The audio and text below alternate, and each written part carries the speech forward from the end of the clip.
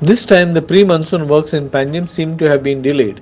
After the incessant digging in the city, it appears the city's many drains will be clogged. Panjim and its residents may be fearing that the city does not flood. Finally, the pre monsoon works have begun in Panjim. On Friday, the contractor and his workers were focusing on the Dayanand Bandodkar road drains. The drains from the city go towards the Dayanand Bandodkar road and empty out into the Mandovi river. Here's the footage.